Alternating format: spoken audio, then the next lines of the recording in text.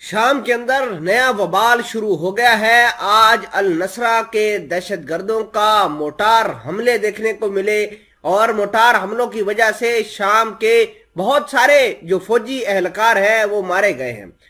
آپ کو یہ بھی بتا دیں کہ النصرہ کو سپورٹ امریکہ کی فورسز کرتی ہے۔ امریکہ دو جگہوں پر یہاں پر اٹیک کروا رہی ہے، ایک شامی فورس کو بھی ہٹ کروا رہی ہے۔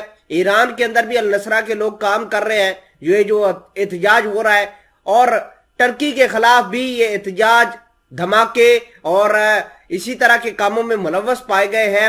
رشیا کے فورسز کے ساتھ تو یہ ڈائریکٹ لڑتے نہیں ہیں، لیکن امریکہ کی سپورٹ کی وجہ سے النصرہ کے فرنٹ دھماکے بھی ٹرکی کے اندر جا کر کرتے ہیں۔ ہم نے 3 دسمبر کو دیکھا۔ اس کے علاوہ وہاں پر احتجاج کرواتے ہیں اور دیگر چیزوں میں ملوث ہوتے ہوئے دکھائی دیتے ہیں۔ اب بات یہ ہے کہ النصرہ کے خلاف ٹرکی نے سب سے پہلے اعلان کیا تھا کہ ہم آپریشن شروع کرتے ہیں، سیریا، رشیا اور ایران ہماری مدد کریں گے۔ اس حوالے سے مختلف قسم کے بات چیت کے دور بھی چلے۔ ہم نے دیکھا کہ حلوسی اکر جو کہ ٹرکی کے ڈیفنس منسٹر ہے، وہ شام کے اندر پہلی مرتبہ آئے، بہت عرصے بعد انہوں نے وزٹ کیا، فارن منسٹر کے وزٹ ہوتے رہے۔ پھر طیب اردگان نے اعلان کیا کہ میں بشار الاسد کے ساتھ بیٹھنے کو تیار ہوں، لیکن یہ النصرہ فرنٹ کو تباہ کرنا ہے۔ ایران بھی اس حوالے سے بالکل متحد تھا۔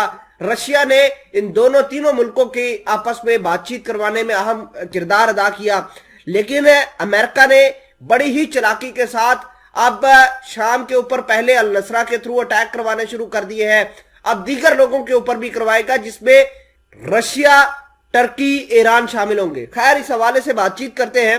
چھوٹی سی گزارش ہے کہ آپ ہمارا یوٹیوب چینل حسنات ٹی وی کو سبسکرائب کر کے پاس موجود گھنٹی کے نشان کو دبا لیں تاکہ لیٹسٹ نیوز آپ تک پر وقت پہنچتی رہے۔ آج النصرہ کے جو فرنٹ ہے ان کے دہشت گردوں نے اٹیک کیا ہے، اور جو موٹار داغے گئے تھے وہ امریکی ساختہ موٹار تھے، جس کی وجہ سے 3 شامی فوجی ہلاک ہو گئے ہیں۔ آپ کو یہ بھی بتا دیں کہ یہ حملہ ادلب سے ہوا اور اس دوران صبح لتاکیہ کے متعدد علاقوں کو موٹار گولوں کا نشانہ بنایا گیا۔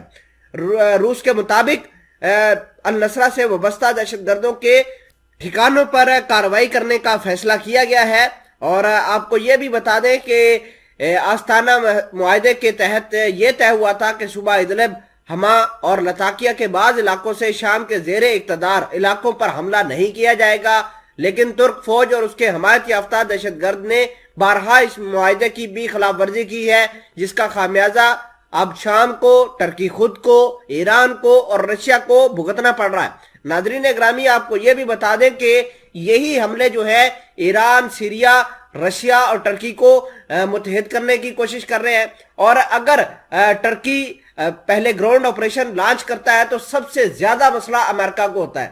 امریکہ اس آپریشن کے مخالف ہے اور وہ بارہا مرتبہ ٹرکی کو دھمکیاں دے رہا ہے کہ اگر اس نے یہ آپریشن شروع کیا تو اس کو خطرناک نتائج کا سامنا کرنا پڑ سکتا ہے۔ ہم نے دیکھا کہ حال فی الحال کے اندر ٹرکی کی فورسز نے اٹیک کیا تھا اور امریکہ کی بیس کو اڑا دیا تھا، جس کے اندر 500 النصرہ فرنٹ کے لوگ ہی مارے گئے تھے، جس کی وجہ سے امریکہ نے اعلان کیا تھا کہ ہم جو ہے اب کسی بھی طرح کا اٹیک النصرہ کے اوپر برداشت نہیں کریں گے، چاہے وہ رشیا کی جانب سے ہو، ٹرکی، ایران، سیریا، کسی جانب سے بھی ہو۔